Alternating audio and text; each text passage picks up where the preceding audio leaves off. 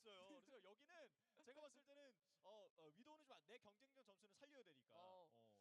좀 궁금하긴 하네요. 왜 고르셨는지.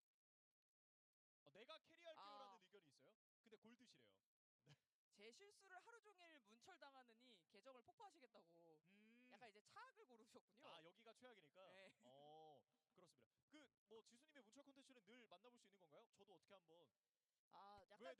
Morning. There we go.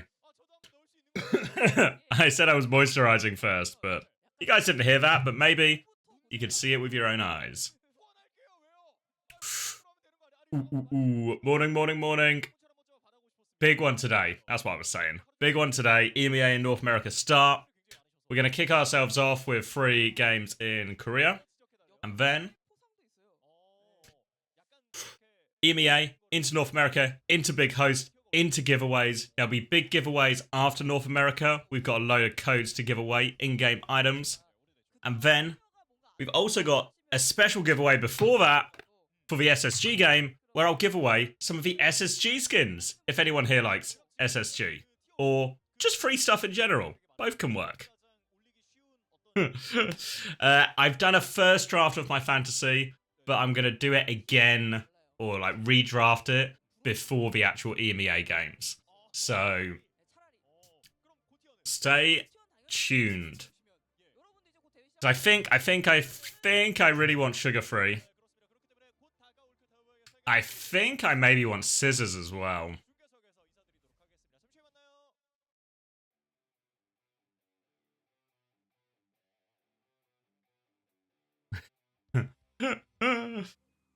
Is Scissors going to play? I think so, yeah. I don't know if he'll play all of the games, but he'll play some of the games. Let me show you... Wait, let me get this screen. This screen, you can see everything. Big Maxi. Where am I going? Ooh. If you're asking about other rosters as well, can I recommend OWTV.gg? If you're interested, if you feel like you're out of touch with roster mania, anything that's missed, there's a preview for each stage. So you can go look at your North America preview. You get all the rosters for all the teams, a bit about their roster moves and everything like that as well. So all the information is there for you if you so want it. There's one for EMEA. The EMEA one came out a little bit earlier. There's been so much content, but the EMEA one is there as well. Again, all the rosters, all the changes, a bit of information as well. So yeah, so if I go, let's open up EMEA and North America as well. So let me just check something.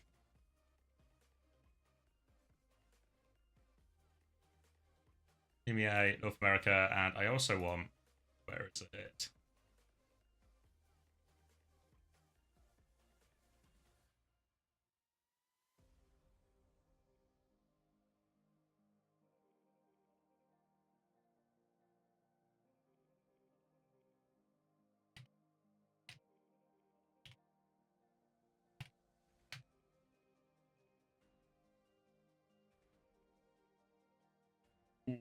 Backbone was really employee number 1 of the CX Content Network.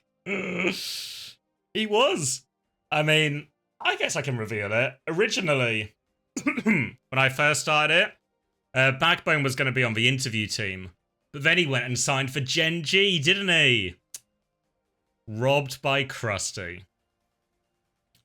The mobile version doesn't have all the same things. Yeah, we're looking into... It's sort of getting better. We kind of... we kind of... we sort of... I don't want to say rushed. It was a little bit hectic to get the website out because we really wanted it out for stage 3 because of, you know, this huge amount of content we had coming out now we didn't want to go to waste. So everything is very much a work in progress and you should be seeing it getting better. If you were on the site in day 1, you can probably attest to a little bit now for a difference between day 1 and where we are now, just 5 days later, is actually quite big, both in terms of the content we have and even the functionality of the website. So everything is getting better each day. So stay tuned. And mobile will catch up as well in terms of everything and layout and features and stuff like that. Like, I think some of it, like the article stuff and everything sort of works okay on mobile. But there's still some more places to go, I think, especially with the match ticker. Wonderful so far. Yeah, I guess one day the eventual thing would be to get an app, wouldn't it? That would be the eventual thing. But yeah, if you've not seen, there's been a billion pieces of content coming out. The Rocket interview, actually a classic North American yapper, is young Rocket. Talked for half an hour. Half an hour? Hold on, this is open my door. Otherwise I'm going to get too warm.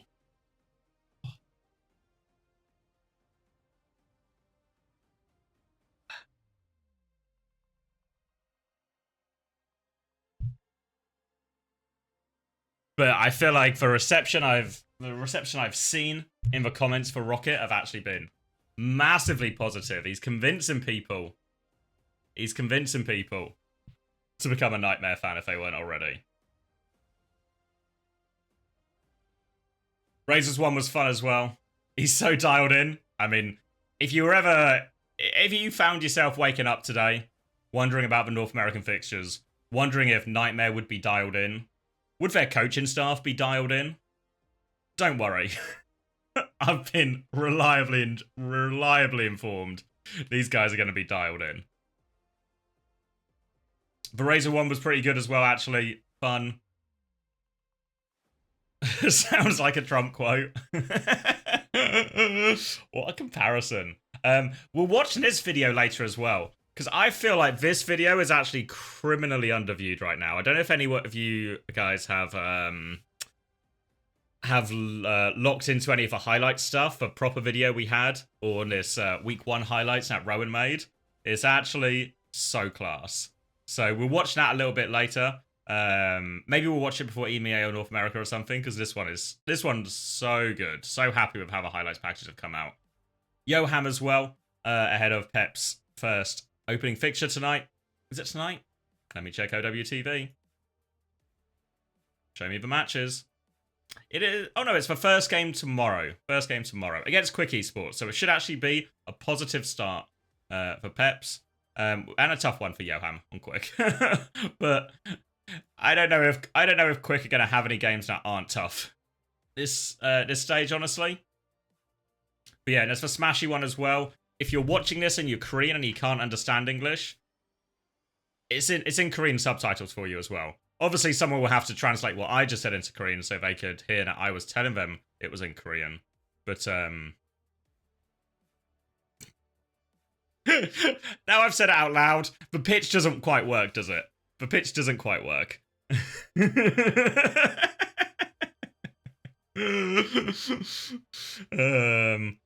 Highlights videos. Yeah, the plan is to keep it up weekly.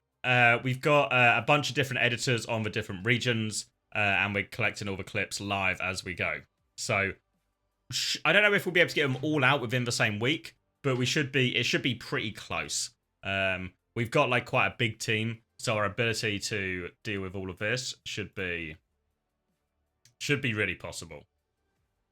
This is obviously we had sort of a bit of a bigger run-up time for our launch, because we had all the time before it to talk to the teams and do the interviews and stuff. So this is our first week testing, I guess, the concept of our turnaround within a week.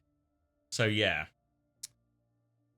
We need a sports center style top 10 or top 5 plays of the week after every weekend. I know the type you mean. We're gonna do a what would you call it? We're gonna do a like sort of regional summary for each thing, more of a written piece that will talk about the best match of the weekend, the best player of the weekend, everything like that. So we'll get some written content to complement that. But yeah, all coming. 2 more interviews coming out today before we start as well.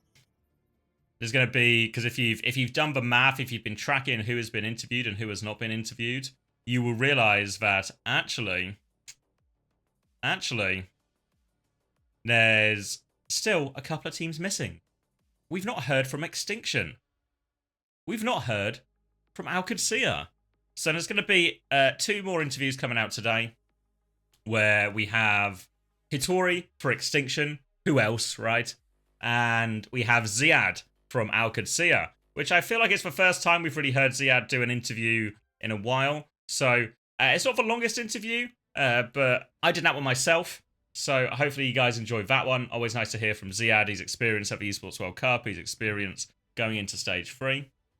Yeah, all before the game. So the plan is, I think it's 12 BST, so about 3 hours from now and 5 hours from now.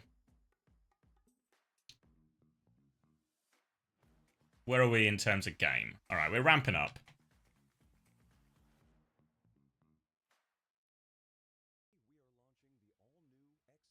Can we do a watch party?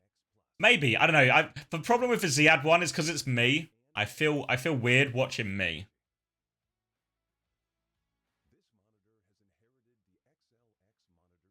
If you know what I mean.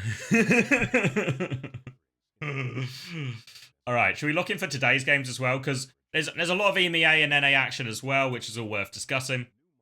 But I think we'll get to that when we get to that. I'm planning to go live a bit before EMEA starts, and I'll do a sort of mini power rankings for the regions, and I'll do my fantasy team as well, because I really have to lock that in. I don't know if I'm completely happy with my draft. Our interviews with Korean and Chinese players coming out too. Yeah, so we do have translation options. Our priority has been very much get this part of it up, and then we can expand and grow. We are looking to... We've already got Korean subtitles on our Smash interview. Obviously, imagine there's a few people in Korea who know Smash, who want to hear from him. Similarly, we're doing a lot in Mandarin as well. If you... Again, if you're Chinese and you can't understand what I'm saying right now, don't worry. The content is coming to you. I need to stop doing adverts now to people who can't speak the language that I'm speaking. Maybe I'm the problem. I need to learn. I actually just need to learn a little bit of Mandarin. A little bit of Korean. How the Chinese access YouTube? We're bringing it to them, which is also means advertising this on Twitch is not the most useful. But there'll be a Weibo and a Bilibili going out for in China with all of our content as well. Can I show you a sneak preview, maybe? Maybe I can show you a sneak preview. Hopefully they don't mind.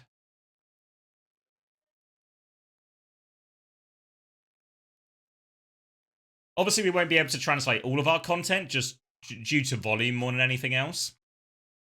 But we're going to try and get some of the key ones. That's why we prioritized Smash for Korea. And that's why we've actually prioritized Chris, because we thought Chris would be one of ones that maybe the Chinese audience would be most interested in. If you recognize this guy, this isn't the full thumbnail, but this is just a clip of it that they're working on. You know this guy, right? This guy looks like he speaks Chinese. And he does. So yeah, we're doing a lot to try and extend our content into some of the other regions.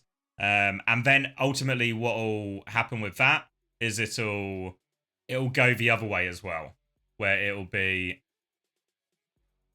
it'll give us access to interview these players as well. To interview the Korean players, to interview the Chinese players, and maybe even the Japanese players as well. Obviously, it's all volunteer-based, so it very much comes down to who's available and what's available, which is why we can't translate everything. But where we can translate it, we're going to be translating as much as possible, just to make it accessible, because I know, in reality, I imagine a lot of Chinese and Korean fans, you know how we maybe feel? How often do you get to talk to a Korean player or a Chinese player and have it in... We'll have it in English or a language you can understand. You know, even on WDG, we don't get the interviews translated. So I feel the Korean audiences and the Chinese audiences probably feel kind of the same way. When was the last time China heard from Chris? Will we get Korean interviews with English subtitles? Yeah, so the way we're going to do most of those interviews is we'll provide a translator. So it'll be one of our English-speaking interviewers interviewing the Korean, and then the translator in the middle. Similarly, like when the Ziad interview comes out later, you'll see very kindly had an Arabic translator as well to help Ziad with his answers.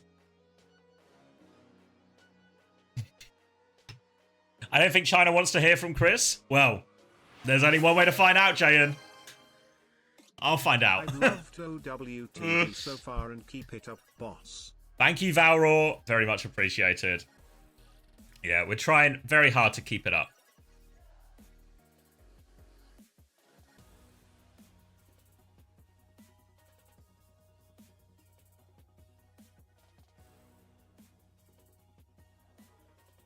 I know his wife is Chinese. Chris can speak a little bit of Chinese. They've worked hard to sync this, haven't they, WAE? Look at these pictures. They've worked hard on this, haven't they? They've thought this through.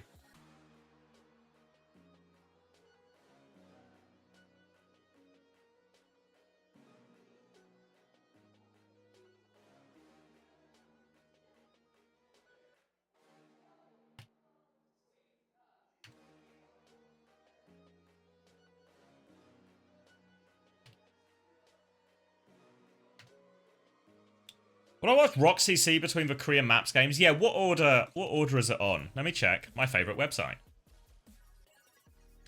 Where am I looking? Here it is. It's at 10. So it's, depending a little bit how lucky we get with schedule, it'll be between the Mer Gaming WAE opening for one and the Old Ocean T1. To be fair, I'm not actually expecting too much from these first games. I feel like the last game has potential to be, you know, a bit of a barn burner. But maybe ROCCC. I'll talk to Max when he's on, and we can do a little figuring out. We just joined the voice channel. I respect. 오늘은 이렇게 양 팀의 메인 딜러 선수분들이 대표 인터뷰에 나와 주셨는데요. 먼저 미르 게이밍 이번 스테이지 3의 1주차가 지나고 어느덧 2주차가 됐습니다. 요즘에 좀 톱섭틸 메타가 주를 이루고 있는 만큼 메인 딜러로서 이 변화에 적응하는 과정 중에 살짝 어려움이 있었을 것도 같아요. 요즘에 좀 어떻게 적응하고 있을까요? 일단 메타를 완전히 거스를 수는 없기 때문에 섭딜은 당연히 연습을 하고 있고요. 그럼에도 이제 제 색깔을 잃지 않기 위해 이제 메인 딜러도 준비하면서 이제 다양한 시도를 해보려고 하는 것 같습니다. 이 메타에 나만의 색깔을 녹여내고 있다라고 말씀을 해주셨는데요. 그리고 외팀 Brendan is back, so China will be good. Fuck, it's really on, isn't it? 꿈꾸고 있는 와중에 이제 사전 인터뷰에 이어서 Will we have another scenario in China where they will need to avoid once again now that they only have 2 spots? Did I do? Nah, are they not doing lower bracket? I presume they'll be doing lower bracket as well. Now it's like, I think it was, yeah, I think San's right. I think it was just a stage 1 problem because of compact time that they were working with. So it should be a full double elim. So it's just going to be CC versus Rock is the fixture to decide which of the 2 Chinese teams will get to join Weibo. I think a live channel with things like OVGG would... Yeah, agree, Krudku. It's on the list of features to add. We're thinking, add a list of all the live channels, and we can have, obviously, all the official channels for your various matches, but we can also have the co-streams on there, and we can even just have any OWCS player on there. The way it used to work on over.gg and same on teamfortress.tv was you would just have basically like quick access to all of the pro streams, so you wouldn't have to filter through the entire Twitch category to find someone you want, and maybe also helps for pros get a little bit more exposure as well. So yeah, on the list. 이제 제가 원래 메인 딜러를 하던 선수니까 이제 서브 딜러를 더 열심히 연습해야 되는 건 맞는데 이제 Alright, I've also got a sausage sandwich as well. 이제 그대로 잃지 않고 쭉 더 성장했으면 좋겠습니다. 우리 동생 밀가루 선수 앞으로 쭉 감이 잃지 말고 더 쭉쭉 뻗어 나가자라고 말씀해 주셨습니다. 그렇다면 양 팀의 인터뷰는 여기서 마치도록 하고요. 저희는 맵 세트. Would it be any Face It League on that? Yeah. For Masters playoffs, we'll have it all on there.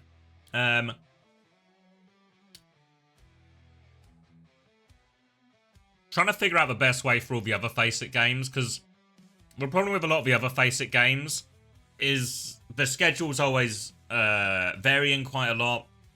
Also, one thing I don't like about some sites is even HLTV has a bit of this problem where you go onto the homepage and you want to find, you know, 90% of people, maybe more, want to just see, show me the top games.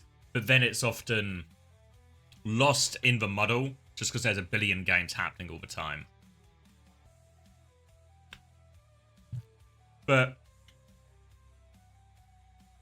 the playoffs, yeah, we'll definitely aim to get it on. And what I'm hoping if we can do the suggestion that Crudku had about a live list of streams, then a lot of stuff like Ball Skunk and the other people streaming their POVs can fill into that.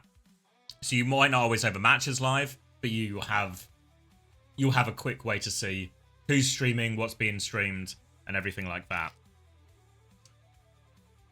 You want some predictions? Yeah, we can do that. Anyone believing in the Mer? And we'd have a stream title as well. Hello. Ah, morning. Morning. Did our knock-up not work again?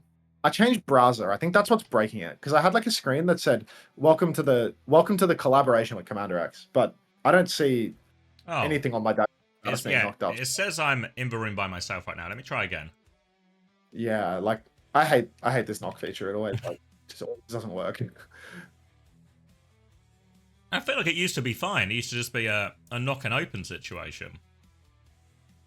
Yeah, it's because I changed browsers and like it was always a little bit buggy, to be honest. Like when I would knock you, it wouldn't work. I think that's due to my browser. Well, now we're double browser cooked. Or have you knocked me right now? Like, I'm trying to keep saying something went wrong. Please try again. And then I try again. Okay, well let me click on your again. stream and see if there's a join button. Because sometimes when I click on your stream, I get like a join button. Ask to join the stream anytime. Oh, mine's. I think I've hit a pop out. I've requested it. Can you get in? Get started.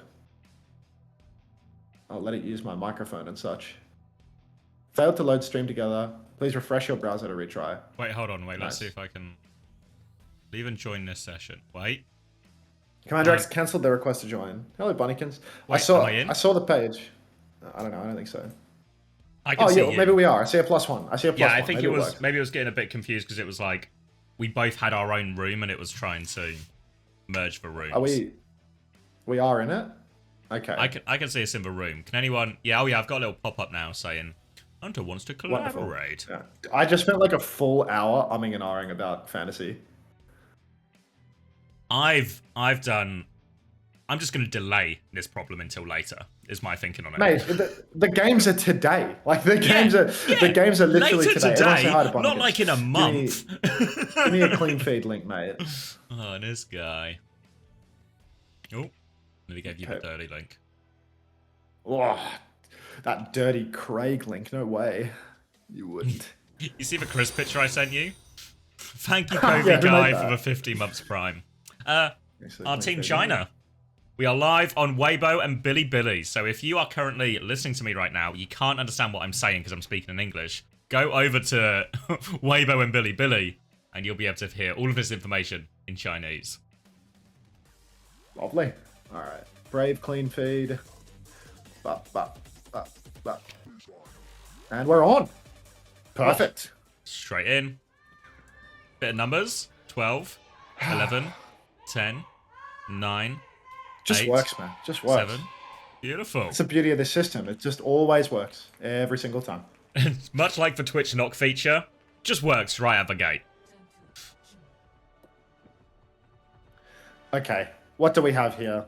We have a couple of fixtures today that are going to leave very much to be desired, is my understanding. Like, we're just going to be fish out of water, essentially. Begging, pleading for a good game. How many fights do you think Mo Gaming are going to win in this series? I reckon they'll win 3 in this map. 3 fights in a map? That is outrageous. I'm going to go with 1 fight this map, and it's like a hollow win where they get 18% of the cap.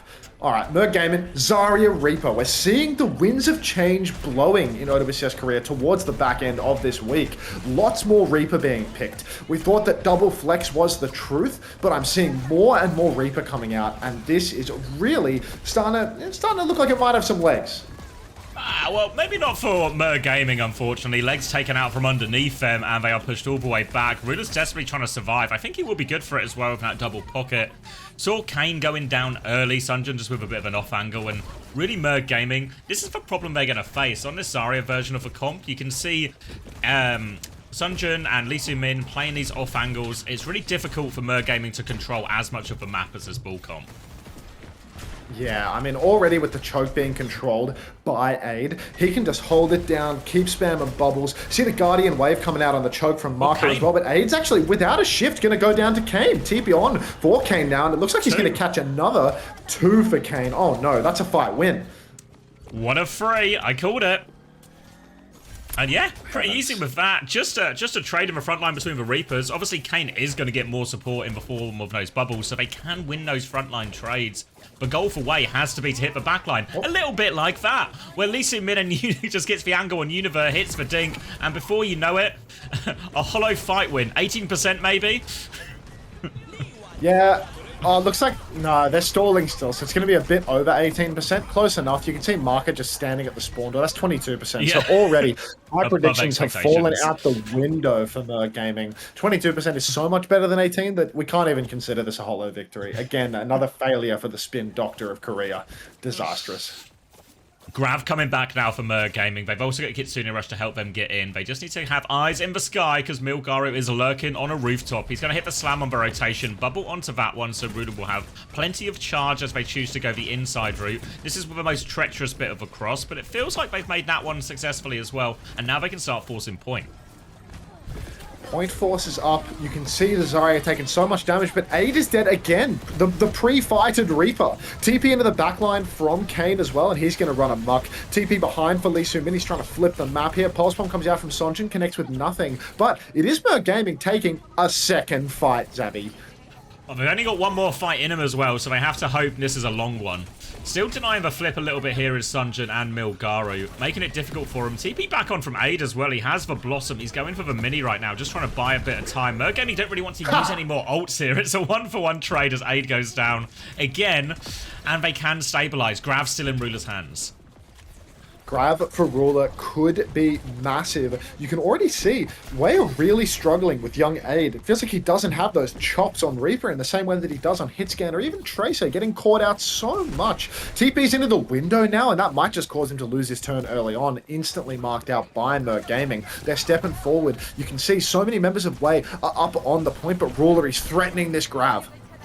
Threatening the Grav. He's forced for Wraith out now as well. He goes for the Grav. He's pulled him back in. Can they convert the kill? They can. Kane on top of that one. They've lost Univer in the back line, but Ruler's still trying to walk forward. Bit of damage. They're turning onto this ball. MCD's going to try and kite forward away from that ball. They push in as well. Tidal Blast out from Maka. Doesn't find all that much, but they're still on point. Ruler's managed to stabilize for now. Kane has this Blossom, but the Minefield's going to separate him a lot here. Wraith comes out. MCD has a Tidal Blast himself to live. Suzu to keep Kane alive as well. They're stabilizing for now, Merg Gaming, but Azent has been forced out and caught. Bev Blossom, TP in, shut down as well. Both DPS and now Merg Gaming, they just have to stall it out on point.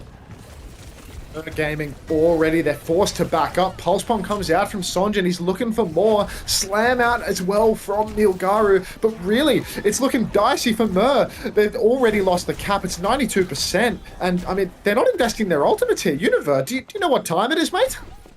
He clearly doesn't. No watch, no hope, but he's got a kill, and now he's invested it. Might just do it all himself. He's booped away from the touch, but Kane gets it for him. Kitsune Rush looking for a little bit more. Tracer battle on the side. Azent and Sunjin stalemate that one out. Azent's been forced all the way back. Holds on to his recall, actually. Dodges that. Wasting a lot of Milgaru's time, and they're trying to force for point now. Milgaru's going to get on one more time. Ruler's back on the Diva. They're trying to make an aggressive move now onto the backline. Pressure comes through. Ruler goes flying in. Pulse Bomb out wide on it. Sunjin shuts that one down. Aid's able to come in, drops for Blossom a lot more successfully. Well, not really. Most of it gets Matrix. Drops for Blossom at least without dying, and WAE will be able to tidy up this first round.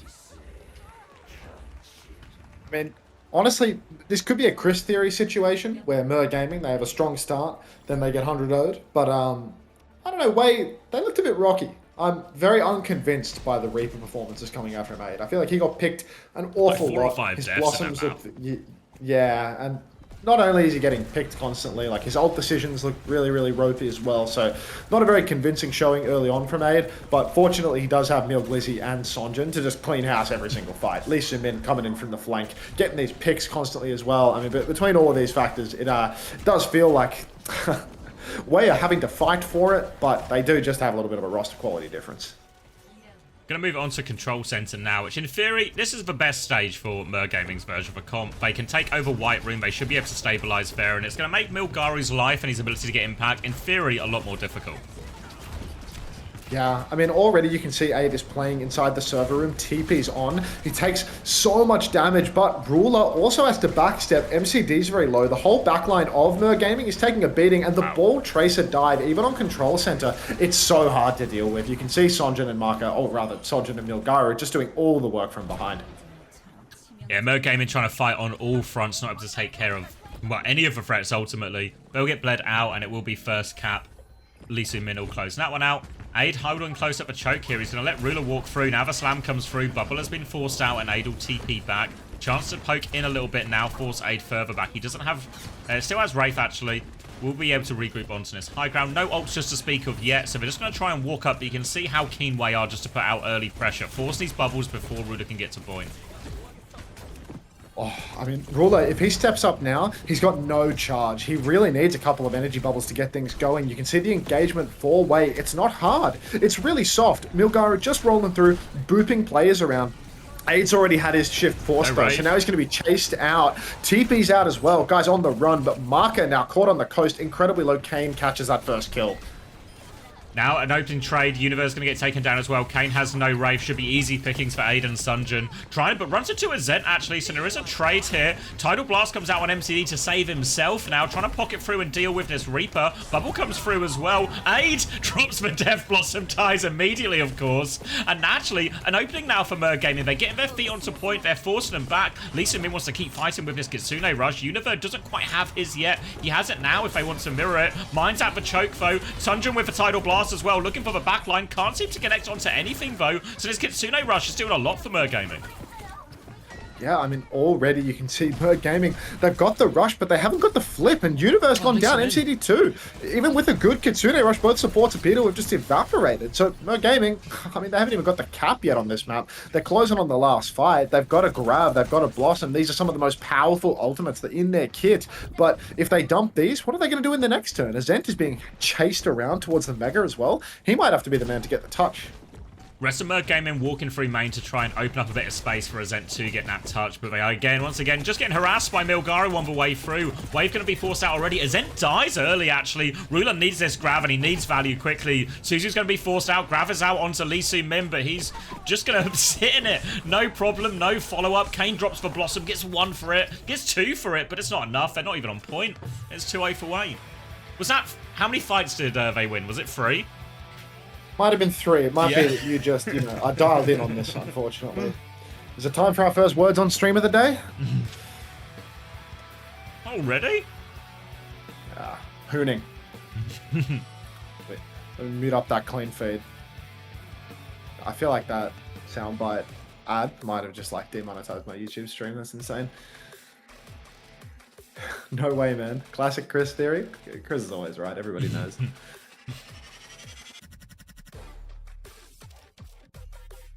Aid thinks the Blossom grants immortality. Aid is just lost in the sauce, man. He's tried it twice and it's not worked. So hopefully the results of his experiments are starting to catch up with him.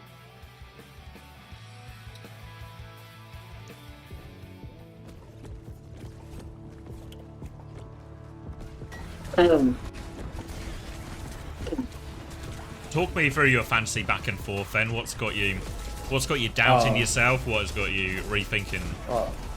Well, I'll pull the fantasy up after the words on. Yeah, after this round of words, I'll pull up the fantasy and talk about it for a bit.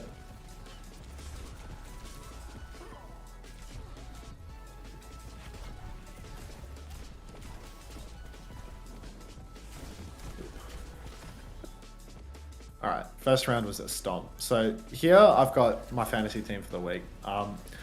The big things that I suppose I was like umming and ahhing about were like, I think Wu Yang players are like really, really high value right now because Wu Yang is like high healing and high damage and fairly hard to kill. So I thought like if I'm picking between a Kiri player and a Wu Yang player would be really, really valuable. I thought Rhino does not look like he has a good week ahead of him. You know, like their opening double, their opening fixture is 2 incredibly hard teams. But I think I need to be able to stomach not getting necessarily the best score in this opening week in order to like invest. I think Scissors and Rhino are both like really undervalued on your website. Like Rhino at 15 is crazy because Rhino will get playtime and Rhino plays a hero that scores insane. So I think like unless Rhino gets absolutely pumped in the first week, I feel like Rhino's price is going to go up, and I'm going to have like an investment in that. I think Scissors, like again, like I think he's going to get some play time, and I think he's undervalued based on that. You know, like he's on a team that's going to win a lot of matches throughout the stage, so he's like a high value pick, and he has a double this weekend where at least one of those doubles as well. Yeah, it's well, one is hard, like Nightmare's hard, and Sakura's easy. CJ's not a Wu Yang player, obviously, but I'm not going to put Lep on, you know? Like, if I have to choose between CJ and Lep, and they're priced the same, like, I'm not going to put Lep on, because CJ scored fine last stage. I don't think Lep scored very well last stage from memory. I feel like Lep had lots of, like, deaths, and he didn't ever do well in fantasy. I think he was, like, the lowest scoring fantasy player on Nightmare from memory. Yeah. So I'm not really interested in putting him on. Kellex, I was umming and ahhing about, like, forever. That's Initially, I had, like, Landon at 24, and an 18 cost support. But if I had an 18 cost support, the only person that I could have that got a double was Sile. And Sile was like, I don't know whether he plays Wu Yang, and it looks like they're probably going to lose. Like, they're going to lose their games. I'm going to want to offload him later. So it was like, at least with Chris, it's like, he's got 2 weeks where it's like, one double where at least there's some value in that, and then a second week where they're definitely going to win. Game, right? Exactly, right. So like I need to move him. Yeah, exactly. Like both of these, Kellex, CJ, Scissors, and Checkmate, like all of these guys need to be offloaded by the basis of their investment value. Because if I can offload these guys by week 3, then I dodge a VP game for Alcad, and I dodge a liquid game for SSG. So like these are the players that I use my 2 trades per week on. And Rhino is just like my cost saver, you know. Like right now I have 3 budget in reserve, but like having a potentially high scoring tank for 15 is like, it's not going to do much for me in week 1 because their fixture is so hard, but it saves me so much down the line. You know, like I won't be able to min-max on doubles, but min-maxing on doubles with like lower tier players, I feel like it's not super worthwhile anyway, you know? Like a double with somebody that is a coin flip player and I can't rely on, I don't believe in that. But like Rhino is not a coin flip player for ball. Rhino's actually good at ball and he's on a good team that's going to win all the time. So I think Rhino's a good shout.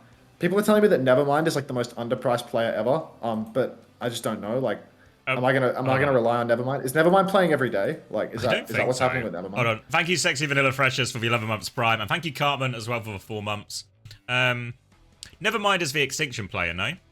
From my jumping. Yeah, I think Nevermind is on Extinction, but maybe previously, like people think that Nevermind is going to play over Vision King because of double flex DPS. So like Vision won't play, and Nevermind will get lots of play time.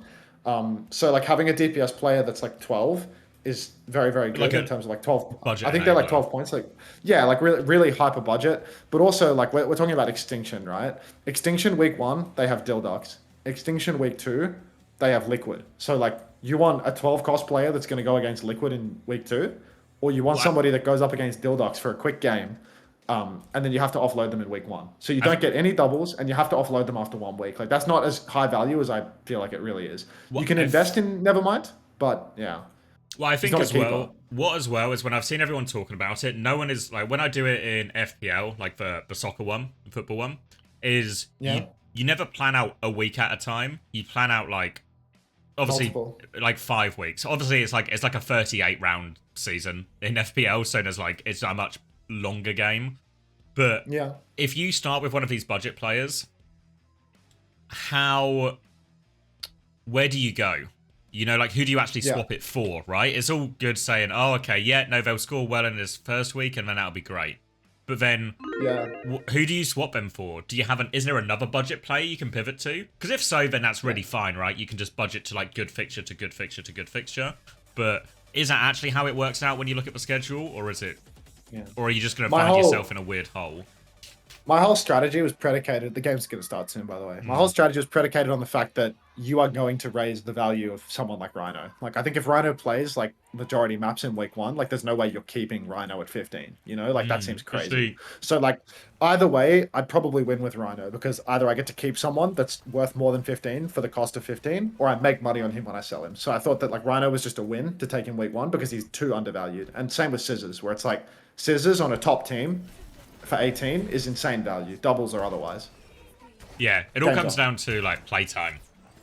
Atlas now and Mer Gaming have launched with the ball ban. Seems like it's been a pretty rare sight in Korea, banning ball on Atlas, but Mer Gaming are going to unlock the tech and Milgaru will be playing Winston alongside the Venture Tracer as well. So a lot of eyes on Aid, who really struggled on map 1 despite WAE's success. Rest of Gaming, Tracer, Genji, all feels fairly standard, and Kane's actually found a pick onto Aid. What hero can this guy play? Yeah, I mean, Aid dead again, playing something other than hit scan and paying the price for it. A little bit of a surprise for Aid, as he, apparently just has to play nothing but heroes he's bad at, and is being caught out by none other than Gaming, which is a real surprise, in all honesty. Sonjin will find a way to trade out MCD, though, so 5v4, no problem. It's actually a 5v4 in favor of WAE, because Aid appears to be back in the mix. At Gaming, they weren't even able to leverage the cap off that pick, so now you can see Universe going to be dived out by Milglizzy. Milglizzy's going to take that kill, and I mean, look, you can discover the secret hidden tech when you don't have a ball player and the enemy team has a ball player to ban ball, but it's still not going to get you over the line versus a team like WAE. You're rolling out under a lot of pressure, trying to save that energy between fights. Universe is going to have a slightly quicker Kitsune rush as a result of, well, all the healing he had to do to try and keep his team alive. In general, the support ults, you probably expect him to charge a little bit faster for Gaming, just through the healing, but it's actually Maka who's going to be first this time. Tidal Blast ready to go, probably onto Sunjin. Good morning, homosexual. Tidal Blast is available for Maka. Ruler, he's got the counter comp though. With Zarya, you can double bubble. You can counter out so much of this Tidal Blast turn. Zarya really seeing an uptick in playtime as a result of that. But Univer gonna go down in the choke. That's basically a cat jax. I mean, the Kitsune rush does come out, but with both supports dying here and both supports using ult for Gaming, it's about as bad of a scene as we could possibly have witnessed, Addy. Yeah, Kane's going to get picked off late as well. Now Azet has to preserve his life, has to start considering the touch already for this next fight. The rest of Wavo, they're hunting down Ruler, keen for this late trade onto the energy. But Suzu comes through and he will be able to live. He's coming back with a grab, and this is the sort of ult that can offset even an ult disadvantage versus a Primal versus Kitsune Rush. Azent's going to get the first touch. Now we see Ruler coming through underneath. He can take over the next touch now. And now he's on point. Ability for Gaming to slow down a little bit. Kitsune Rush comes through first. Ruler still looking for this grab. Bubble has been forced. One more bubble in the back pocket. Has to throw it out. He's awfully low. The bubble comes out, but there's a bubble from Milgaru as well. They're all safe for bubble. Pulse Bomb goes through. Azent only gets one kill though. The Pulse Bomb not quite while they were stuck in the grab, so it only gets one instead of two. And now all of a sudden Sunjin dealing with MCD outside. And Gaming will fail on this first point. Yeah, I mean, look, ultimately no surprises. I think it's a little bit scary just because Milgaru on the Monk. I don't think this first point is all that good for Monkey in all honesty. Obviously, there's a high ground and a low ground, but there is also a high ground that is mostly controlled, which means that if you can't make it happen on a nice tight choke like this, as the points start to open up, as the Monkey gets a bit more space to back jump and to, play on some smaller high grounds, could be a lot more difficult for Mer as time goes on. Now you can see Milgaru jumping backline, contesting the Genji quite a lot. Gaming, they're all going to kite into the room, but Aid has pulled the Tectonic Shock, dumped all 4 of his pellets into the Zarya bubble. Milgaru catches MCD though, so already a 1-player advantage for WAE. Make it 2 as the Primal Rage comes out from Milglizzy. Yeah, maybe didn't even need the Primal Rage in the end. Even if a Tectonic Shock got no kills, there was a load of damage in that room, so they were all ripe for the picking. Milgaru's going to finish it with the Primal, so they do get the first flip off the back of those 2 ultimates, but need to be careful now, as they're going to be struggling for anything outside in this Tidal Blast, so probably eyes over to Sunjin as well, seeing if he can get value. Last time it was huge onto the backline, because Gaming about to have a very big ult swing with their support ults and their Blade. I mean, look, a huge ult swing right now. Very necessary for Gaming. Last time they had double support ultimate, both supports disappeared in a flash of smoke. Blade has been pulled by Kane. He actually dodges the burst from the Tidal Blast. Aid very nearly taking the piss there. Drill dashing into the sky versus a Blade and Genji, but he will live to tell the tale. Now you can see MCD on the chase. He hits the Tidal Blast, but he does not know how to bend it. Mark is still playing life, but eventually he will slip away. Aid has traded Kane, but the player advantage is there for Gaming, and they've got a fully talked Zarya on the point, so this should be the cap going their way. Not a second too soon. Unfortunately, the store keeps coming for WAE. Yeah, both DPS here, and Ruler's having a hard time cleaning him. Can't punish AD either as that bubble comes through. Now they need to clean this. Pulse Bomb on the floor will fully torque Ruler. Now we can walk forward. They can get the flip off of this. That was 3 ultimates spent in Gaming just for the Tidal Blast. Now when this Kitsune Rush is up from Lee Soo-min, Gaming don't really have an answer unless Ruler can find something with this grab and, well, first of all, get it online without dying. Rush comes out from Lee Soo-min. You can see the push is on for Gaming, but Univer, first of all, already, the grab is finally online, but he's looking for an angle to get it, and he just can't find one. Ruler goes down without actually... Oh, he does use the grab. He uses it on Sonjin and Milgaru, but nobody's there to follow it up. Kane finds a pick onto Sonjin inside that grab, but I mean, this is not nearly enough. Gaming, they've just blown any semblance of a chance at retaking here. Oh, Disastrous. there was a moment there when Ruler first gets for Grav where I think if he throws it immediately and he hits maybe at least one of those squishies, it's doable. But as soon as he sort of hesitated, I was like, he doesn't see it, Son. He's under too much pressure. And then we're just going to save it for the first fight of the next point. But worst of both worlds here with that decision from Ruler. And now no great ults for Gaming as they come through. They're about to face down a Primal, a Tidal Blast, a Tectonic Shock. And they're having to now play with their...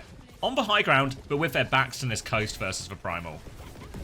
Backs to the wall right now. Suzu comes out onto Ruler. He needs that pocket, but he still goes down. Just a loss in the neutral to nothing but a Winston bubble. And I mean, Winston is really being enabled by all of this Tracer Genji play. The fact that Tracer Genji is constantly being spammed in Korea right now makes it so much easier to play Monkey. A hero that was previously around about dead is suddenly free to do whatever he pleases. Matches up very well into these double flanker compositions. The fact that Mura playing the Zarya with it as well. Zarya, obviously, it's good at countering out some of the carry moments from Wu Yang, but Zarya versus Winston, oh boy, you get blocked off a lot. Lots of your charging bubbles get nothing done. It's not easy at all. Now you can see Tidal Blast from Market comes out onto Milgaru. He tries to go for some sort of aura jump backwards, but gets absolutely nothing for it. So a bit of a waste on that blast.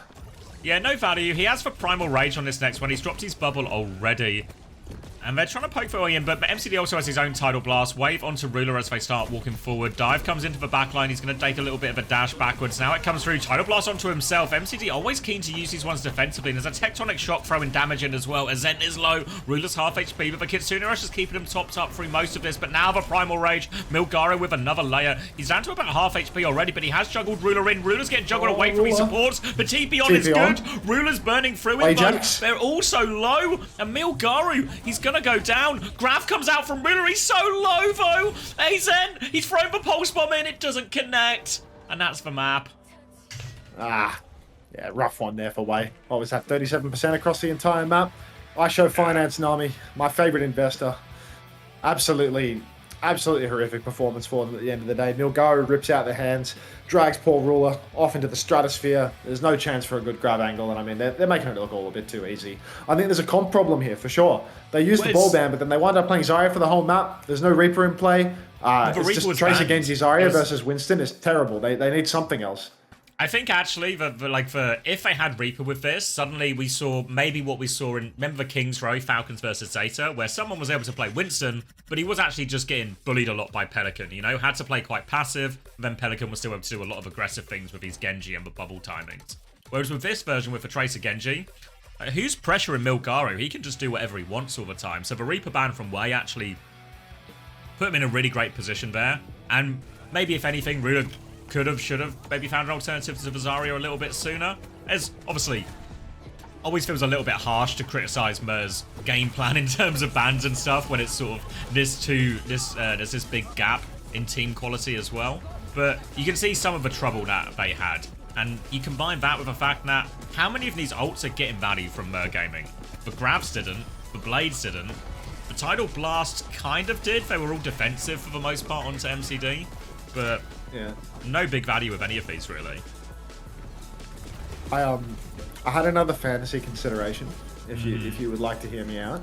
Oh, so because I was so Wu Yang pilled, there was a bit of a question mark around Kellex just because he's 26 and it's a DLC hero. But I think that team is so good that like if he can play Wu Yang half decently, he'll get me the points that I need because it's like a double and they'll probably win both because they win a lot. CJ was the big question mark in a lot of ways for me because it's like CJ has one easy, one hard double. So he'll get me potentially good points, but he doesn't do it playing Wu Yang, so that it's not the highest earner. I was thinking about Vega because Vega is so cheap. Like, I went for Vega, yeah. Yeah, Vega is 20 cost, right? So like, he's cheap, but he doesn't have a double until the very last week. And I was thinking like, is Vega going to get priced up based on his performance, or does pricing up only happen based on playtime? No, it'll be on performance as well if someone feels like they're particularly overperforming. Because my feeling was very much that, like, I'm not going to want to keep CJ, right? Like, he's a flex support, they have hard matches in the future, they don't have any more doubles after week 1. His week 1 double is, like, somewhat appealing, like one certain victory, one maybe victory. He's not a Wu Yang player. Vega is, like, I could take Vega in the first week, and I could keep him forever. Because he's cheap right now. He's going to play Wu Yang all stage. they have an easy double at the very end of the stage. So it's like I could take Vega at his current price point and I could keep him for the rest of time. I could just lock him up and never let go. But at the same time, like, what's worth more? CJ's double this week or Vega consistently getting points every single week? And I was struggling a little bit with that decision. Also, by taking Vega, I like free up my decision making and my thinking a little bit in the future around like offloading and min-maxing trades. You know, like I don't need to offload CJ by week 3, and I can just keep Vega. I think there's something to be said for being able to keep one player on your roster like indefinitely and not need to stress about the trade necessities. Because you only get even though 2 transfers is kind of a lot, but it's also not a lot in the same way, right? Yeah, like it's because there's budgetary constraints on top of it, right? Yeah. Like it's not just yeah, because to use FPL as the alternative as well, you're only allowed 1 transfer a week per there. But what you have there is you have 11 players plus 4 bench players. So you actually have like a huge squad. So 1 transfer actually forces you to be very precise with that. But you also have other options to change and tweak your squad throughout. But because all 5 of your players have to play, right? You have no opportunity to be like, this guy's got a shit game, I'll just put him on the bench for this week, and then he's got another good game again. So you have to be selling and buying. Yeah. It's a classic ISO finance situation, I'm afraid. Are you playing Football Manager for OWCS? Yeah, let me show you. If you've not seen, if you go to owtv.gg and then you click this fantasy button, you'll get taken to our fantasy website, and then you can build your own team. Let me show you. So what do you... CJ or Vega, man? CJ or Vega? It's like, I could just pick up Vega in week 2. Like, I feel like CJ's double. Like, what are the chances that CJ goes negative? How many times did CJ go negative? I'm sorry for hiding the words. How many times did CJ go negative last stage? He went negative once, all stage last time. You know, like... Yeah, I think I was really considering CJ. But I'm between... Because you can only have 2 players from the same team as well. So I think, in my head, Sugar Free has to be one of them. And then I'm like, do I go CJ or do I go Scissors? Wait, so you have Sugar Free? Yeah. I had Sugar Free because he's a KD playing rat. I know, right? But I thought, like, I just thought, like, despite his KD playing ability, he has a hard double fixture. Checkmate is not as good at Tracer, but Checkmate, I feel I'm more confident that he's going to win both of his doubles. Like, I get the TM one. Yeah. I think that'd still beat TMD. Oh, I guess he is versus Psycho, right? Like he's actually versus... I agree with you that I think they'll win, but I also think it's... If you're treating... Like, it's in the same category in terms of closeness, I think, as SSG Nightmare, you know? Like, it really could go either way. I think, though, even if it goes either way, I reckon what's going to happen in, say, the TM Alcancia game is Psycho's going to score really well and Checkmate's going to score really well. Like, the Tracer players are just going to score well. I think it might be either some of the tank players or support players who are actually hit with worse scores due to the nature of the game. Yeah, like, I have Kelix on the roster, and I'm a little scared about that, you know? Like, just because he's, like, the person that I have the lowest faith in to perform on DLC. So... It's that's why Vega's such a luring option, right? Because like Vega has priced like a main option. Support, but he's going to essentially play a hero that's more in like a flex support almost in terms of. He's priced like a main support. He's on the best team right now, and you're going to keep him all stage. So it's like, I could just really mitigate risk by keeping him forever. Oh, it's a hard choice. Also, one thing I was thinking that people were talking about yesterday, right? What have we seen loads of over this morning in Korea and yesterday in Korea? Reaper. And who is the best stat hero in the game in terms of farming, eliminations, and damage? Reaper. So, I think so. Yeah, like, I feel like that's my memory of it. Like, Reaper steals every fucking elimination because he just does, like, 2 shotgun damage onto everything. D.Va's also really good, but I think Reaper's, like... You know how Ziad just scored 1 billion points last stage just because he played D.Va everywhere, never really died, and just got every elimination? Oh, can we try the... Sorry, can we try the knock again? Can you knock me one more time? Because it's broken. Like, it's stopped. Oh, it says thank you... Oh, yeah, it says it's ended. Okay. So I think, actually, Reaper could be one of those heroes. I think Ball is in the... Like, D.Va, Ball, and Reaper might actually just be the 3 best heroes in terms of individual hero scoring. So the question becomes, who's going to be playing a lot of ball? Maybe no, that one's easy to answer, right? We know Rhino will play it. We know Infected will play it. But who's going to be playing loads of a Reaper, and who's the best Reaper? / is there a combination of good at Reaper on a winning team, etc., etc.? So, yeah, my instinct is that actually I need to find the Reaper player. I had to turn off my Brave ad blocks for Twitch TV, and now it works. If I turned off the anti-cookie settings on Brave, now it works. We're not going to have any more knocking issues, mate. Thank God. It's awesome. All right, Junkertown. Does Seeker have the Reaper gene? I think Seeker's the best Reaper in North America. Ooh, really? Yeah, I think he's really good at Reaper. And then like Rocket Tracer, Seeker, Reaper, Rhino Bull. That could be a good double, right? Yeah, it's on. It's a little bit. Yeah, on, but they have two hard games. Like, yeah. Like their backline versus Liquid's backline. Like, get real. Yeah. I'll keep it real. WAE are not keeping it real at all, as they have gone Bull, Hanzo, Widow in an attempt to surely take the piss on this Junkertown. Early dive from Ruler, he takes a bunch of damage, forces Sunjun back, but no meaningful actual threat. Now, outside the bubble timing, WAE can swing a little bit more aggressively, and they want to swing coast. You can see Sunjun walking up now, one shot onto MCD, the ball's coming flying through as well. Ruler tries to respond, but Aid hits him from the other side. The Freya flank is coming through, Aid into the sky, nails the shot. Ruler's going to attempt to trade it, but no such thing. Just a shooting gallery here, and WAE crack open first point. WAE are going to crack open first point very easily. Turns out when you put these hitscan players on hitscan characters, they look a little bit better than when they're on characters that require thought. Aid hooks forward, takes down MCD almost immediately, and this is WAE looking even more dominant than they did in the first two maps. Previously, you know, there were shades of a chance for Mer Gaming, but this time around, with Aid actually playing hitscan, oh, okay, he's over to Reaper. It's holdable on second. It's all opened up for Mer Gaming all of a sudden. They swapped to Sombra as well, presumably to get on to now Widow and Hanzo a little bit more, but the Reaper swap is going to make their life a little bit harder. Can still target the Hanzo here. Sunjun about to have that Dragon ready to go. Mer Gaming have been pushed back a little bit already, and WAE just seems to be able to take as much of a map as they want for free here. Yeah, WAE do feel like they just have unlimited free space at the moment. Sunjun, he's going to jump over to the high ground. He catches his end mid-air. You can't be caught mid-air on Tracer. You become predictable. Dragon through the wall. Sunjun, he's got the sixth sense for it, apparently. He's oh, wait a second. Sunjun has eyes in the back, front, and astral plane of his head. As he sees through walls, he sees invisible players. He does it all, really. WAE have been free pushing the cart this entire time, too. Azent hiding with a pulse bomb, trying to shut down Sunjun, but obviously Sunjun, he already knows where everyone is anyway. Floss out with a hack, dive comes through, Kitsune rush and wave defensively to keep the backline alive here from WAE. Aid's going to take Univert down, Tidal Blast out onto Ruler, but Aid is just shredding through him, uses for TP here just to survive, does get taken down afterwards, but damage very much already done now, and Sunjun can just play clean up onto this. Ruler won't get the primal, and that's a very quick second point for WAE.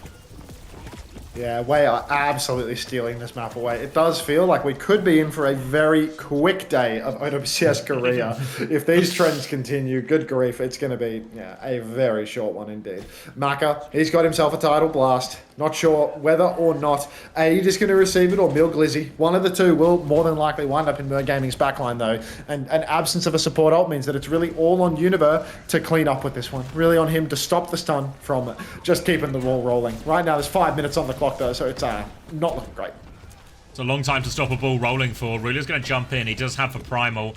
Has the option there. Aid's going to try and respond. At least he's been taking a lot of damage. Ruler actually manages to kill Aid in there as well. Primal has been popped. Might be a nice clean win here. One pick already as Ruler looks for more. Helps separate Sunjun out there as well. And that's a very good retake for Mer Gaming. They'll be more than happy with that.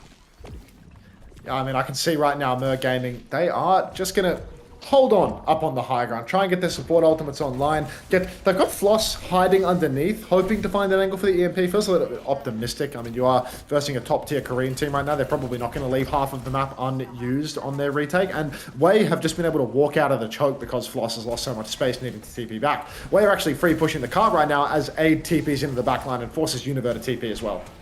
EMP opportunity here, but Floss, no, it goes off. Another disaster ult for Mer Gaming. And that's going to be a zero, well, not even an EMP, 0 person cancelled. Milgaru now primaling as well. He's cut off Ruler's exit a little bit. Ruler can squeak his way back into spawn for now, but the cart keeps on rolling and Mergaming are on the ropes.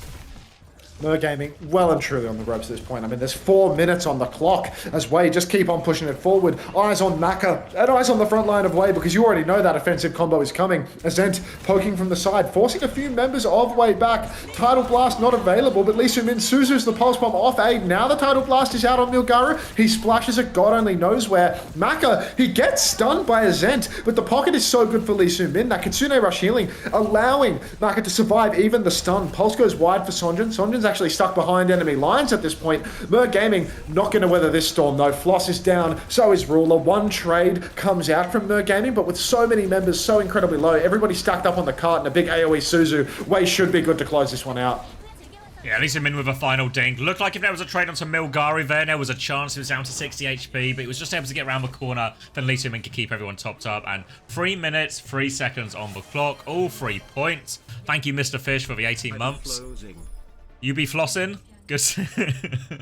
Well, I don't think you want to be flossing, given the state of this. What does EMP do, Limmy? It causes you to instantly die to the enemy team's Tracer, is the way that it works. It's a quick respawn button. Yeah.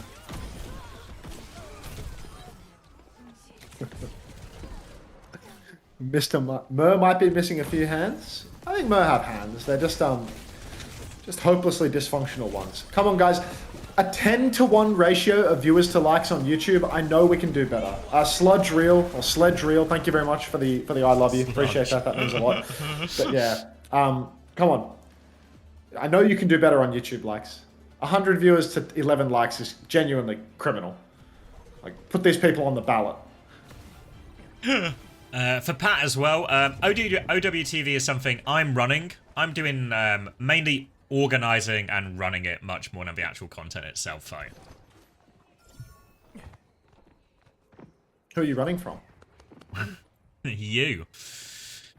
I'm trying to build my escape, you know. His escape path is a website, folks. Possibly 2 websites. 2 websites that will become 1 website and eventually an escape vehicle. We've got Inspector Gadget here on the cast. Now we've got Mergaming. They tempted us. They tempted us with a Zarya pick, but we are going to see Rule of the off tank on Winston instead. So let's just settle in for the next 4 minutes, and that'll do.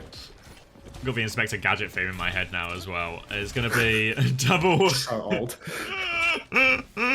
Anyone remember that cartoon? The cartoon theme one is the one in my head. Sunjin's got an opening pick. And that's going to be easy space for him now on the right-hand side. Milgar is moving up on the other side. Sunjin just trying to push him all the way back.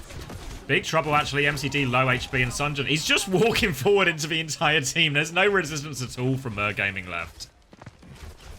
Mergaming, really, they've completely tapped out. MCD's decided that he wants to get himself, you know, a nice bite on the way home and settle in for the evening. So I'm really not expecting a push even through the first point at this stage. I think that Winston's really hard to execute here. Double sniper, they can play so far away, it's going to be really difficult for Winston to ever actually close the gap and get a good dive. Sonjin, as I say that, is going to go down to the Winston's right click because he's just standing out in the open. Neil Glizzy coming in to try and pinch, but WAE, they've got to play a little bit further behind if they want to deal with this Winston. If they get too close on double sniper, if you're in 1 jump 2 blink range, you can go down. Floss even catches Lee Soo-min, so I've really cast his curse myself here. You can see Mac is on the run.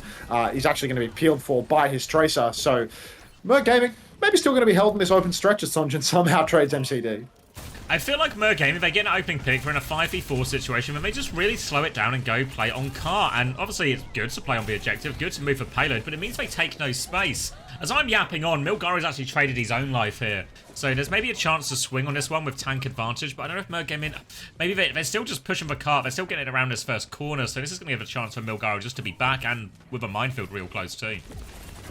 Wow, Sonjin just holding down the cart right now, and with all of these ultimates coming online for WAE, where's the sign of life? Ruler jumps backline trying to block out the snipers, but look, Sonjin, with that Wu Yang orb, he's just going to be able to play completely free, uncontestable, and really scary situation for WAE, or rather for Mergaming to be in. They still don't have that Primal Rage. WAE have their ultimates online, but they're just continually controlling the cart. Aid takes down Azent, Lee Sumin takes down Floss. DPS line, no longer.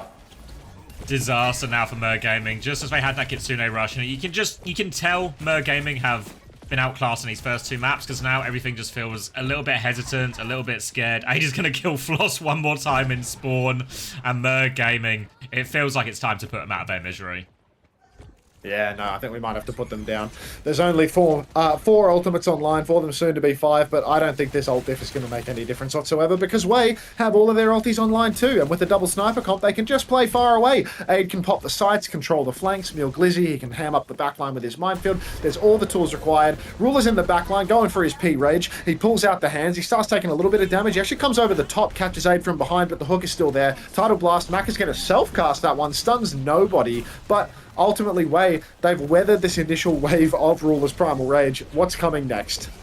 Minefield from Milgaro into the backline caused a little bit of separation, and Floss is going to walk into that one. No such luck for Floss today. MCD is going to die shortly afterwards as well. Milgaro taking care of all of it. Pulse Bomb will stick, so Azent will get nothing more than a pity kill. He'll get cleaned up on point in hour 2. And Merg Gaming, one more attempt, 3 ults with which to do it. Oh, many ultimates online, WAE. Medi, actually such a good shout mentioning Pizza. Now I'm just going to have to tap in on Pizza. Milgaro rolls through 3 members of Merg Gaming as they step out of spawn. They have the support ultimates to make this happen. This is their best shot. Unfortunately, with only 11 seconds remaining, they're going to be glued to the payload the entire time. That ult advantage will be challenged by the virtue of the fact that they have to keep touching the cart. Ruler jumps right side early on in the piece, gets headshotted by Aid. MCD's been dived. Aid's going to catch Floss. Still a self-cast Wuyang ult available, but as we previously hypothesized, MCD does have somewhere to be. So he's actually just going to go down with that Tidal Blast, and WAE are going to full hole here with ease. Yeah, only one of those 3 ults actually came out in the end for Merg Gaming, and that's going to be one of the quickest series we've seen, well, maybe since yesterday. Yeah, shocker. Couple of fights. Now I think about it, it was yesterday.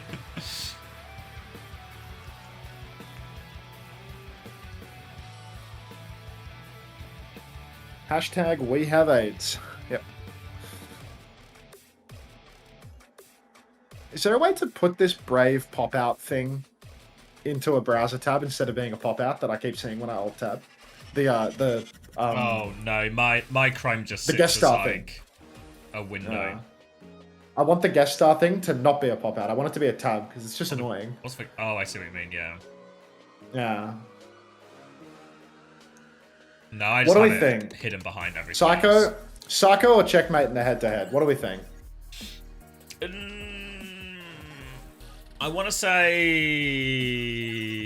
Psycho. Maybe Teal win actually, right? KSA is what's TVNT versus what's his name? It's TVNT versus Chase. Ziad in a Diva matchup, right? Or Chase/Ziad. Yeah. And I think that's actually like way more difficult for Alcad. No, I was thinking the opposite. Because what you can do is like you can just sub in Chase for like 1 map, ban out Diva, and get a freebie. You know what I mean? Like Chase, if Chase plays every map, then at some point Ball's going to be banned. But like anytime they're in a position where they can protect ban for Ball, like they can protect ban for Ball and basically just play Ball in a situation where like, yeah. Yeah, I guess TVNT will just play Hazard or something instead, but yeah. Yeah, but I think that's like a huge advantage having the Ball player, even for the 1, right? Just because you can edge out a freebie. Being able to edge out a freebie is huge. KSA says he's ready for a Chase sub. I mean, I think the Chase sub would be like a 1 mapper. Like if I was the coach there, you know, it'd be like, Chase, you're gonna play like, if they have Cough, it's like, Chase, we're gonna protect ban non-Diva, and then like protect ban non-Diva or just protect ban tank for map 1 if they have first ban, and then they can play Chase on 2 maps. They can ban Diva on another map and put Chase in again. They get like 2 opportunities to do it, right? Yeah, and this is the problem going into this first week is you have to decide, you have to figure out what the teams have decided in terms of playtime for players, you know? Because we're watching Korea right now and everyone's playing Bull, Tracer, Genji, Reaper. So I think that's a lot of the assumptions people have made, right? That we're going to see double flex DPS in a lot of situations. Or this is why people are like keen on Nevermind, right? Because, oh, a cheap double flex DPS guaranteed to play, good opening fixture. But will they? Will it even be the meta? Stretched out like very soon. Yeah, like some of them I feel more confident on. Like, do I think Rhino will play a lot? Yeah. Do I think Scissors will play a lot? Yeah. Do I think Nevermind will play?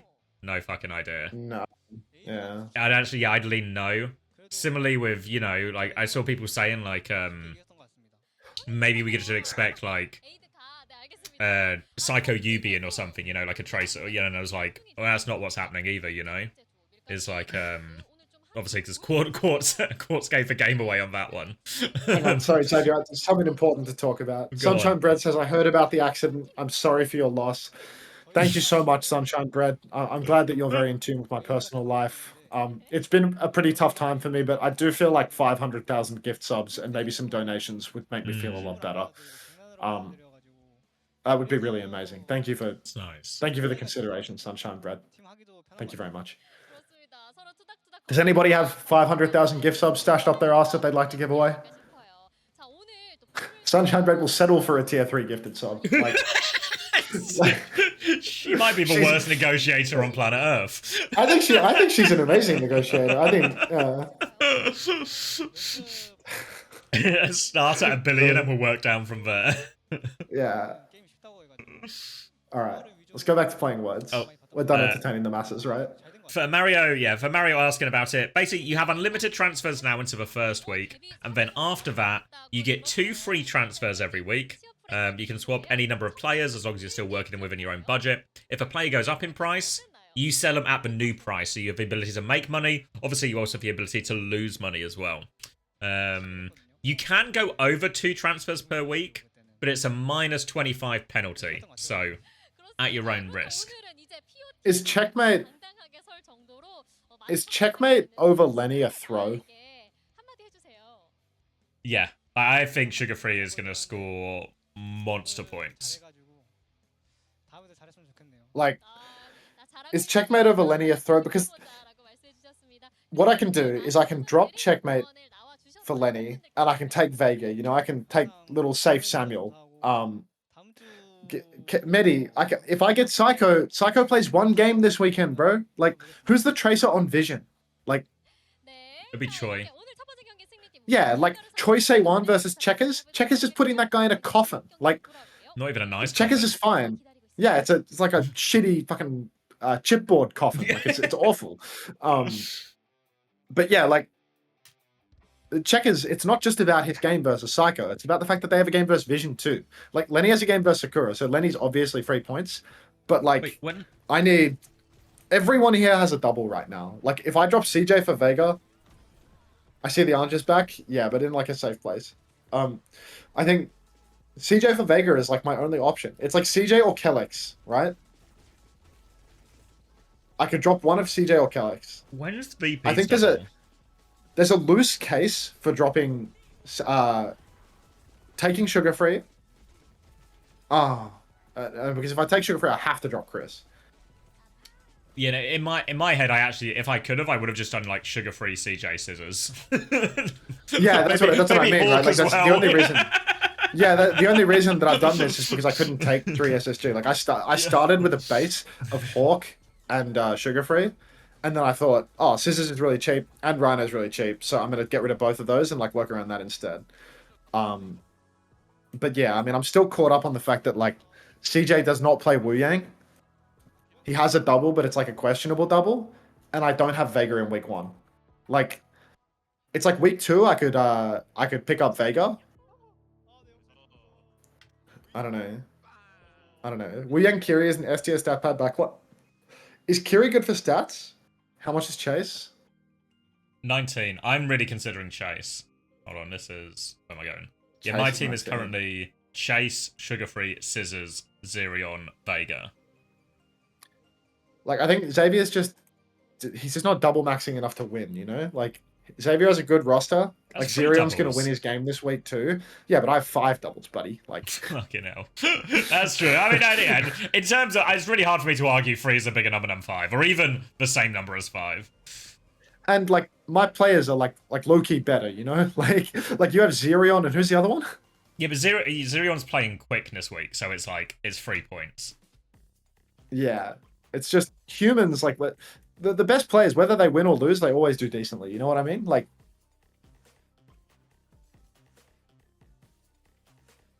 Love the game roster. Yeah, I don't know. I can just keep this. I just feel like something feels like really wrong inside to not have Vega right now. Something feels really bad about not having Vega because I feel like Vega's just like a free slam dunk, like guaranteed, like removes a gambling component and he's a keeper. If I take You've the sent Rhino 6-7 million Korean won. How high can I go? I can either trade. I get 4 budget back from going Rhino, so I can get a 22 DPS. Thoughts on the GK backline? Not good right now. Not because the players are bad, but because I think their team, a team with no ball player and 2 non-flex DPS, and the main tank is a main tank, so he doesn't have a good Zarya or a good ball or a good diva. Like I think Kuffer's a big liability at this stage unless he can start being good at ball. What if I got Psycho sugar free? Psycho sugar free? That's only 1 double again, right? Like you're not double maxing. I really constrain myself to like I need doubles.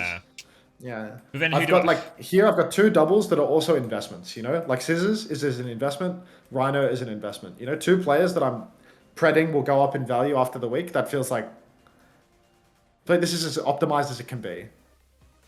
Yeah, I don't know how do I tap into... Do I need another Nightmare? I guess I could go... Can I go Rocket, or is Rocket too expensive? Rocket scored like super highly last time, so I think he's priced. He's 23. Medi, I'd say that Checkmate isn't necessarily the KD guy, but it's like, it's Lubda or it's Checkmate, and it's like Tracer Genji. Like, I don't know what Lubda's playing this meta. I think there's definitely a case for like Lubda and Checkers being like interchangeable, but I mean, like you can see their historic Tracer, points, right? Know? If they do the double flex, it's really possible Lubda will be on the Tracer and Checkers will play Genji, right? Yeah. Like, Lubda did really well last stage on Surgeon, like unusually high for a main DPS, and Checkers also did like very highly consistently, you know? He wasn't like perfect KD, but like this guy always has like a pretty good point.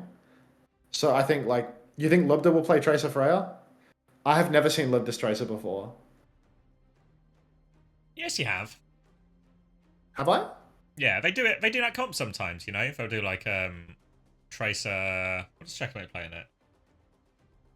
I swear they've done it before. I forget what Checkmate played when they did it, but they've definitely done it before. I don't remember it. Like niche really. comps, yeah. Okay. I should meet up before I get a Star Wars ad. Let me read you this one now. Rhino, Sugar Free, Seeker, CJ Vega. I like that. The only thing I don't like is that SSG and Nightmare play each other. You know? Yeah. So if Sugar Free kills Seeker... It's impossible to double dip on those. Yeah. Yeah, well, because I think Seeker could be like really insane points this time around. Because like Seeker's rated really low now because he played main DPS and he died a lot last stage. I think he's like a 20. Is he like a 20 cost player? Like he's really cheap now, so he's like yeah, like Seeker's like a super cheap DPS right now. But despite the fact that he's cheap, he has a double this weekend. The problem with Seeker is that both of his doubles this weekend are fucking hard, you know? Like, it's not just gambling on whether or not Seeker's going to beat SSG, right? They also have to beat Liquid. And I think that, like, that's a hard ask. That's a really hard ask. So I think Seeker, like, he would be an insane value pickup if their double was literally anything but the 2 teams that are predicted to be the top even 2. if it was, like, Nightmare SSG, so if like he had a 50-50 game, and then he has what SSG have, right? He has a 50-50 game, and then he has a banker. So as long as he just scores a little bit in one game, and he hits the banker game, you're like, it's positive anyway. Yeah. Fuck it, I'm just sticking with what I've got. I'm sticking with 3 budget and reserve. I feel like I'm transferring into Vega down the line. And I'm just gambling that Chris gets me more points with a double than Vega can get with a single. Is there a way I can also have Kevster? Surely I'm taking a piss now. I mean, that's just like bad planning for the future, you know? Like, if you want Kevster, like you should look to Virtus. If you want Kevin, like you should look to pick up Kevin in like...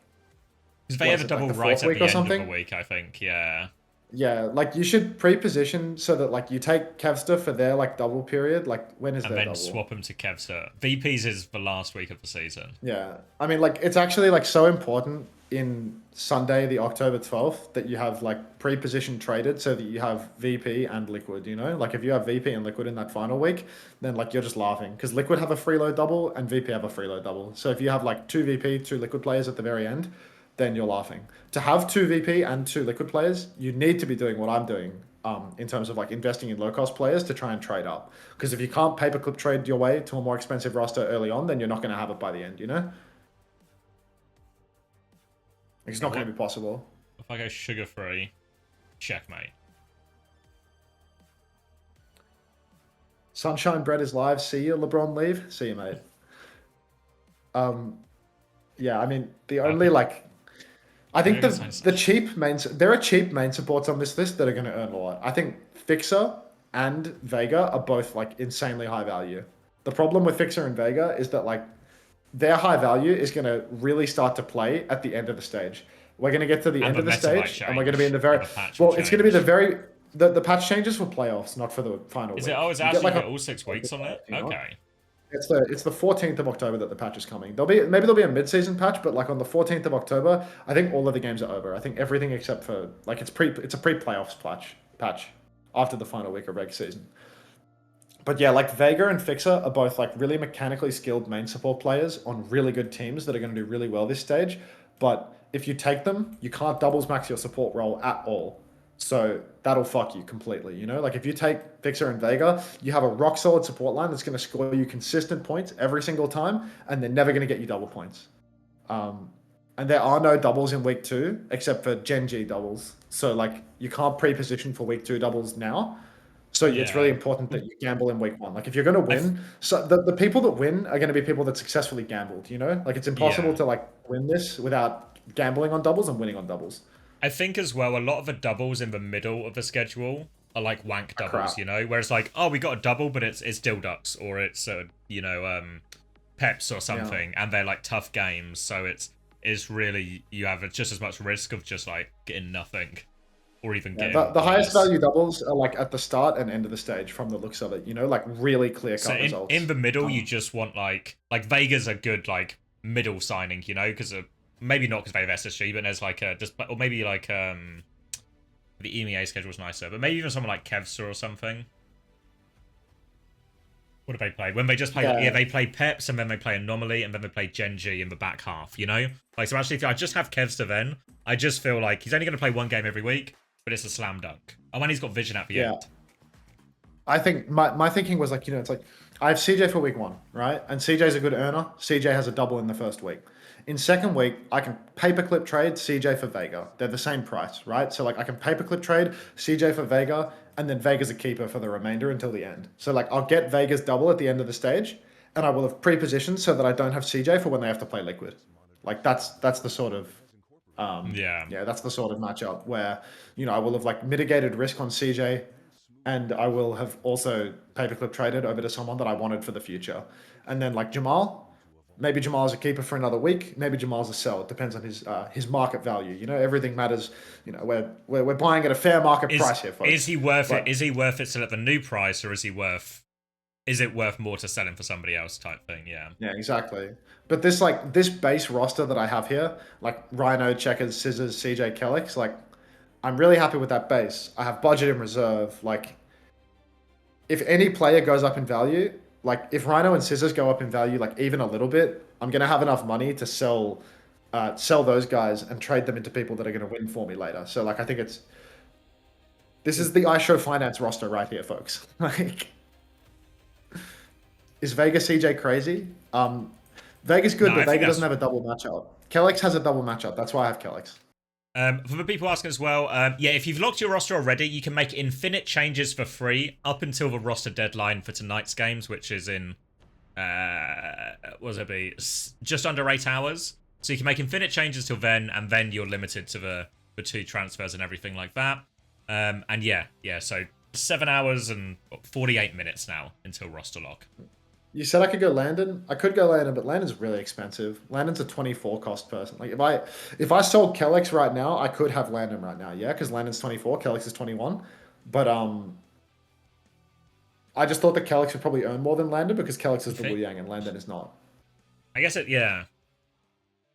that stupid? Like, am I not. Am I overvaluing the point gain here? Because like I guess I could just minus Kellex plus Landon. I have the budget for it. Is. You know, like, who scores better, the Kiriko or the Wu Yang? I don't know what the answer Yeah, is. it also the other problem with that is like if I spend, then I have no budget in reserve anymore. The only way that I can like ever resolve that is by trading away an expensive player. You know, like Kellex is kind of nice to have because he's like low enough cost that I can actually have some budget in reserve to make trades in the future. If I spend my whole budget in week one, like I lose my reserve budget and then I'm kind of shit on. If anything that I'm predicting about any of this roster doesn't happen, then I have no budget in reserve to dig myself out of the hole. Well, that's what I was. If I keep Kellex, I have safety. Well, that's what I was worried about. If I do like sugar-free checkmate, it looks absolutely fucking premium for this week. But then I'm stuck with like, where do I put Scuffed? He's had poo forever. Who do I turn Scuffed into? What if Bull stops becoming meta? You know, because will Bull keep being meta in Korea? I'd wager so, yeah.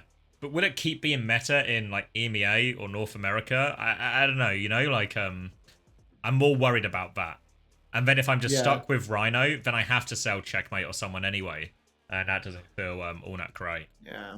I mean, Landon was, like, really consistent points, though. Like, Landon earned all the time. Like, really Can I get Landon? consistent points. Because I can trade Landon and Kellex right now. It's just even more of a gamble because I'm taking away my reserve budget. And I think week 2, Alcad was, like, an insane... Like, it's a quick esports game, so they'll just dominate. Yeah. And but The then week it's 3 VP Alcad was is the week VP 3. where I want to offload. What you might run into a problem with, if you have these Alcad Seer and these SSG players, Alcad have VP in week 3, and SSG have Team Liquid in week 3, right? So all of a sudden, your roster can start to look like all my players have a really tough game this week. No, I think what I can do is I can just, in week 1, I can trade